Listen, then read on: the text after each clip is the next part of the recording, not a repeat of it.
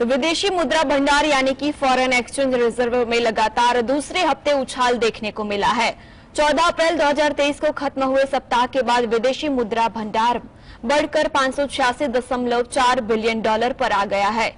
यानी इस हफ्ते विदेशी मुद्रा भंडार में 1.65 बिलियन डॉलर की तेजी आई है। इससे पहले 7 अप्रैल को खत्म हुए सप्ताह में विदेशी मुद्रा भंडार में 6.3 अरब डॉलर का उछाल देखने को मिला था। विदेशी मुद्रा भंडार को लेकर भारतीय रिजर्व बैंक ने डाटा जारी किया है, जिसके मुताबिक विदेशी मुद्रा भंडार 9 महीने के सबसे उच्चतम स्तर 586.4 बिलियन डॉलर पर जा पहुंचा है। आरबीआई के डाटा के मुताबिक विदेशी करेंसी एसेट में 1.58 बिलियन डॉलर की बढ़ोतरी देखने को मिली है और ये बढ़कर 516.63 अरब डॉलर पर जा पहुंचा है।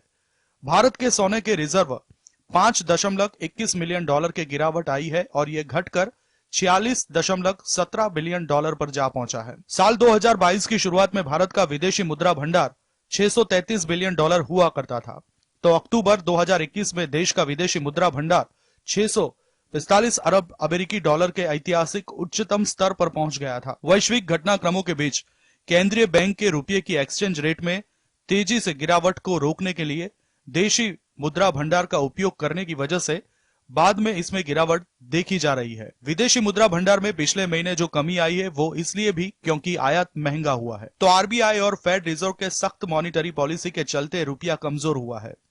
आरबीआई समय समय पर लिक्विडिटी मैनेजमेंट के जरिए मार्केट में दखल देता है, जिसमें आरबीआई डॉलर भी बेचता है, जिससे घरेलू करेंसी को और कमजोर होने से बचाया जा सके। हाल ही में मॉनिटरी पॉलिसी की घोषणा करते हुए आरबीआई गवर्नर शक्तिकांत दास ने कहा था कि विदेशी मुद्रा भंडार में बढ़ोतरी आती है तो इससे मैक्रो इकोनॉमी स्टेबिलिटी को मजबूती मिलेगी। Bureau report, GSTV. तो वैश्विक आर्थिक संकट और महंगाई के इस दौर में दुनिया भर के सेंट्रल बैंक सोने की जबरदस्त खरीदारी करते नजर आ रहे हैं, तो अमीर अरबपति भी सोने की खरीदारी में पीछे नहीं हैं। देश के अमीरों और अरबपतियों को सोने में निवेश इन दिनों खूब रास आ रहा है। ये अमीर इन दिनों अपनी संपत्ति के बड़े हिस्से को सोने की खरीदारी में लगा रहे हैं। एक रिपोर्ट के मुताबिक 2018 में जहां अल्ट्रा हाई नेटवर्थ वाले भारतीयों ने अपनी संपत्ति का केवल 4% सोने में निवेश किया था, उसे 2022 में बढ़ाकर 6% कर दिया। हाल ही में सर्वे किया गया जिसके मुताबिक भारत के अमीर इन दिनों अपने वेल्थ या संपत्ति का 6% सोने में निवेश कर रहे हैं। रिपोर्ट के मुताबिक चीन के अल्ट्रा हाई नेटवर्थ वाले भी अपनी संपत्ति का 6% सोने खरीदने पर खर्च कर रहे हैं। दुनिया में सबसे ज्यादा ऑस्ट्रेलिया के अमीर सोने की खरीदारी पर खर्च करते हैं। सर्वे के मुताबिक ऑस्ट्रेलिया के अल्ट्रा रिच लोग अपनी संपत्ति का 8% सोने में निवेश कर रहे हैं। हाल के वर्षों में सोने का दामों में तेजी से चलते अमीरों ने अपने निवेश का बड़ा हिस्सा सोने में निवेश पर लगाया है। 5 सालों में सोने के दामों में 100% के करीब उछाल आया है। अप्रैल 2018 में सोना 31,500 रुपए प्रति 10 ग्राम के लेवल पर ट्रेड कर रहा था, जो अब 60,600 रुपए के करीब कारोबार कर रहा है। यानी इस अवधि में 92% दाम बढ़े हैं। रिपोर्ट के मुताबिक कोरोना महामारी, कम ब्याज दरें और आसानी से नकदी उपलब्ध करने के ग्लोबल सेंट्रल बैंकों के रणनीति के चलते सोने के दामों में ये तेजी आई है।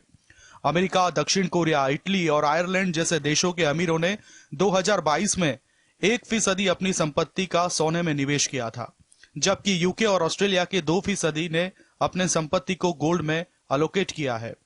आरबीआई के पास सोने का रिजर्व बढ़कर 790.2 टन हो चुका है। वर्ल्ड गोल्ड काउंसिल के हवाले से जानकारी सामने आई है।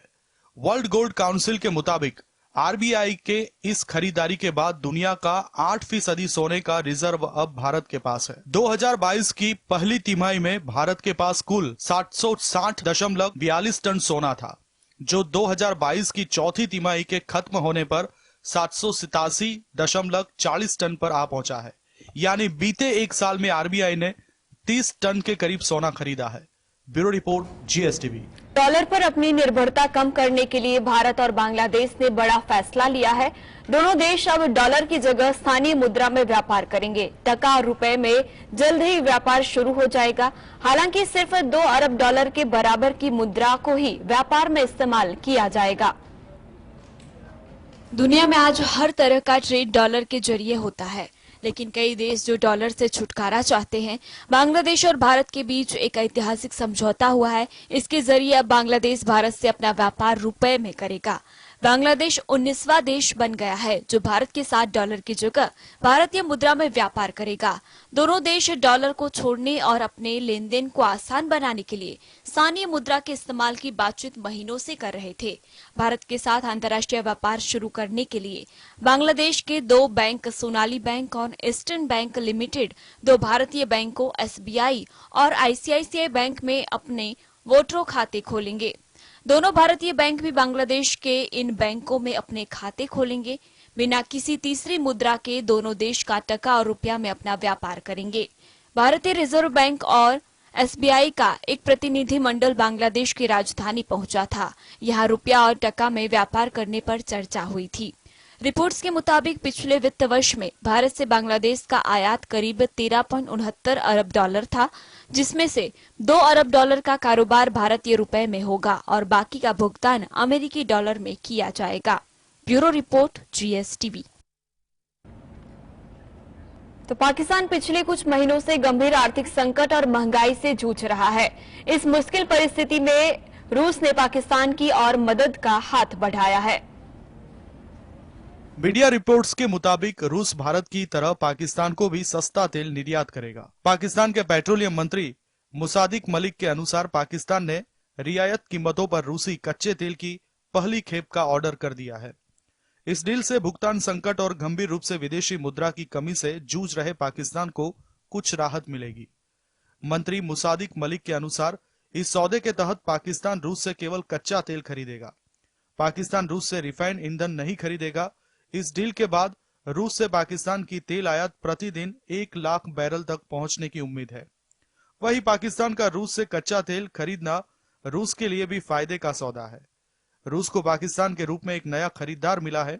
भारत और चीन के बाद पाकिस्तान तीसरा देश होगा जो अमेरिका समेत कई पश्चिमी देशों की ओर से रूस पर प्रतिबंध लगाए जाने के बाद भी रूस से भारी मात्रा में तेल आयात करेगा। यूक्रेन से युद्ध के कारण पश्चिमी देश रूस पर आर्थिक प्रतिबंध लगाए हुए हैं। इसके अलावा रूसी कच्चे तेल पर भी प्राइस कैप लागू है। अमेरिका के नेतृत्व में G7 और पश्चिमी देशों ने रूसी तेल पर प्राइस कैप लगाकर उसकी कीमत $60 प्रति बैरल तय कर दी है। Bureau report GSTV। तो भारत संघ क्रिकेट के लिए पाकिस्तान गिड़गिड़ाया है, जिसमें PCB के चेयरमैन नजम सेठी ने हाइब्रिड मॉडल का सुझाव दिया है। BCCI सचिव जय शाह ने कुछ दिनों पहले कहा था कि भारतीय क्रिकेट टीम पाकिस्तान में एशिया कप खेलने नहीं जाएगी।